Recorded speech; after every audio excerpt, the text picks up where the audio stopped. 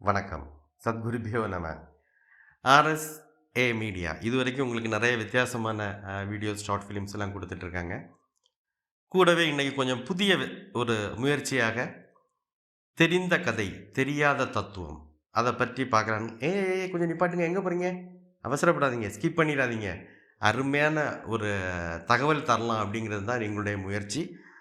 So skip பண்ணாம நம்முடைய அ இந்த சேனலை இதுவரைக்கும் சப்ஸ்கிரைப் பண்ணாதவங்க சப்ஸ்கிரைப் பண்ணிவிட்டு பக்கத்தில் இருக்கக்கூடிய பெல் ஐகான் ப்ளஸ் அதுக்கு பக்கத்தில் ஆல் அப்படின்னு போட்டிங்கன்னா எங்களுடைய எல்லா வீடியோஸும் உங்களுக்கு உடனடியாக வந்து சேரும்.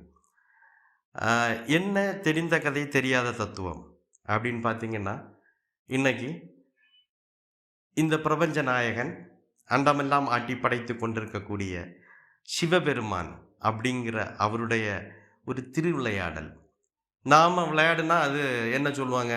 விளையாட்டு அப்படிம்பாங்க. இறைவன் விளையாடுனா அது திருவிளையாடல். இது வந்து நம்ம சாதாரணமா இன்னைக்கு இருக்கக்கூடிய சூழ்நிலையில நம்முடைய மக்கள் நெறைய ஆலயங்கள்ல கேட்ட நல்ல பழக்கமான ஒரு கதை. திருவிளையாடல். நாரதர் ஒரு பழத்த கொண்டு வருவாரு.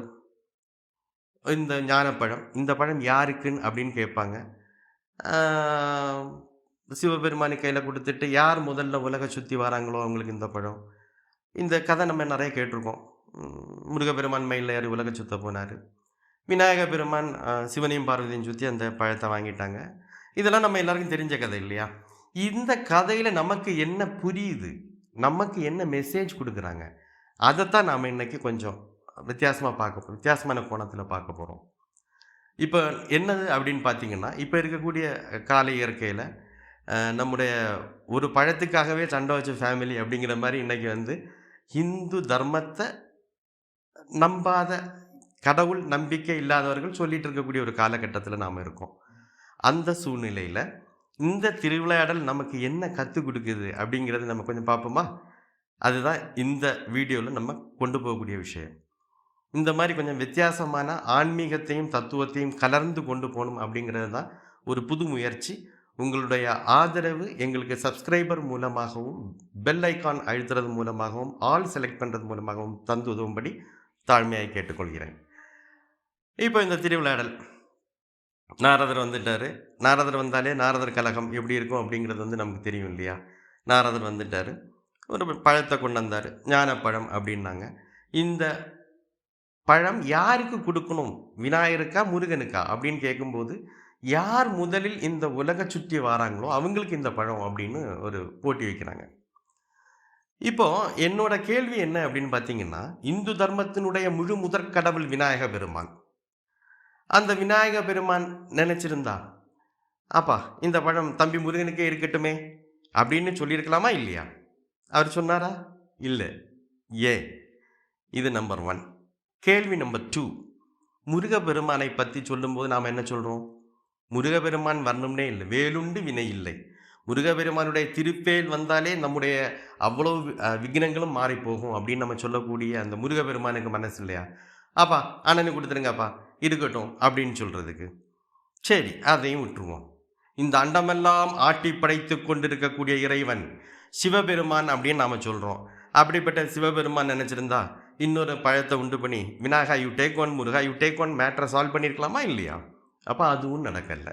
அப்ப இந்த விஷயத்துல நமக்கு என்ன கத்துக் குடுக்குறாங்க அப்படிங்கிறது தான் நாம மிக முக்கியமான விஷயத்த பார்க்க போறோம்.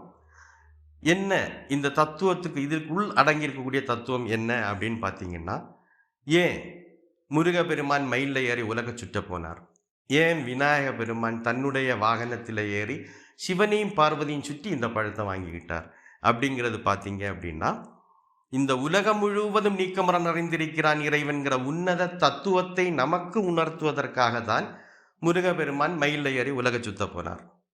இந்த உலகமே அந்த இறைவன் உள்ளடக்கம்ங்கிற உன்னத தத்துவத்தை உணர்த்துவதற்காக விநாயக பெருமான் சிவனையும் பார்வதியும் சுத்தி அந்த பழத்த வாங்கிக்கிட்டார்.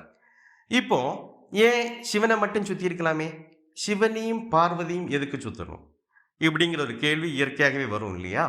அப்போ அதுக்கு அடுத்த தத்துவம் வந்துடுது. சக்தி இல்லையேல் சிவம் இல்லை, சிவம் இல்லையேல் சக்தி இல்லை. இது நம்ம நெறைய கேள்விப்பட்டிருப்போம். ஆனா இதுக்கு ஏதாவது எடுத்துக்காட்டா சொல்ல முடியுமான்னு கேட்டா, நாம இன்னைக்கு முழிச்சுட்டு இருப்போம். இப்ப நம்ம வீடுகள்ல பார்த்தீங்கன்னா, பழைய ஆட்கள் தாத்தா, பாட்டிலாம் இருந்தா, இந்த சின்ன குழந்தைங்க ஏதாவது படியில மாடி படியிலலாம் ஏறும்போது சொல்லுவாங்க, "ஏறாத விழுந்துருவ, ஏறாத விழுந்துருவ" அப்படின்னு. அப்போ இந்த மாதிரி அவங்க சொன்ன உடனே, இந்த குழந்தை எதுக்காக இன்னும் கூட நினைக்காம ஒரு வேளை விழுந்துருச்சு அப்படின்னா, பிடிச்சு அடி குடுத்துருவாங்க. இது நம்முடைய இன்னைக்கு காலை இயற்கையில நடக்கக்கூடிய விஷயம். "சக்தி இல்லையேல் சிவம் இல்லை, சிவம் இல்லையேல் சக்தி இல்லை." இது தத்துவம். இத பத்தி நம்ம எப்படி விளக்குறது? அப்ப ரொம்ப ஈஸியா நம்ம மக்களுக்கு புரியிற மாரி சொல்லணும் அப்படின்னா, கண்ணுக்கு தெரிவதெல்லாம் சிவம், தெரியாததெல்லாம் சக்தி. கண்ணுக்கு எதெல்லாம் தெரியும்? இப்ப நம்ம வீடுகள்ல பார்த்தீங்கன்னா, வயதானவங்க இருக்கும்போது, "டேய் உனக்கு சக்தி இருந்தா செய். இல்ல சிவனேன்னு போய் உட்காரு" அப்படிம்பாங்க. அதனுடைய விஷயம் தான் இது. "சக்தி இருந்தால் செய், இல்லன்னா சிவனேன்னு போய் உட்காரு" அப்படின்னு. அப்படின்னா என்ன அப்படின்னா, கண்ணுக்கு தெரிவதெல்லாம் சிவம், தெரியாததெல்லாம் சக்தி. கண்ணுக்கு தெரியக்கூடிய பூ சிவம், தெரியாத நறுமணம் சக்தி. கண்ணுக்கு தெரியக்கூடிய வயர் சிவம், தெரியாத மின்சாரம் சக்தி. கண்ணுக்கு தெரியக்கூடிய உடல் சிவம், தெரியாத ஆத்மா சக்தி. இப்படி அடுக்கிட்டே போலாம். இந்த மாதிரி நம்முடைய தத்துவங்களும், இந்து சமுதாயத்தில் இருக்கக்கூடிய கதைகளும், நாம ஒவ்வொன்னும் நம்முடைய புது தலைமுறைக்கு புரிய வச்சோம் அப்படின்னா, அந்த கதைகள்ல இருக்கக்கூடிய தத்துவங்கள் எந்த அளவுக்கு இன்றைய வாழ்க்கை முறையில் நாம பயன்படுத்த ரொம்ப வசதியா இருக்கும் அப்படிங்கிறத வந்து இந்த வீடியோ மூலமா உங்களுக்கு தெரியப்படுத்தணும்னு ஒரு புது முயற்சியாக ஆரம்பிச்சிருக்கோம். கண்டிப்பாக இத பார்க்கக்கூடிய அன்பர்கள் அனைவரும் ஆர்எஸ்ஏ ஃப்ளாஷை வந்து சப்ஸ்கிரைப் பண்ணாதவங்க தயவுசெய்து சப்ஸ்கிரைப் பண்ணி பெல் ஐகான் பக்கத்திலே இருக்குது, அதையும் ஒன்று ப்ரெஸ் பண்ணிட்டீங்க அப்படின்னா எங்களுடைய வீடியோஸ், ஷார்ட் ஃபிலிம்ஸ் இந்த மாதிரி புது அரிய தகவல்கள் எல்லாமே உடனுக்குடன் உங்களை வந்து நேரடியாக உங்களுக்கு வந்து கிடைக்கிறதுக்கு வாய்ப்பாக இருக்கும். நல்ல ஒரு வாய்ப்பை தந்ததுக்கு நன்றி கூறி விடைபெறுகிறேன். நன்றி, வணக்கம்.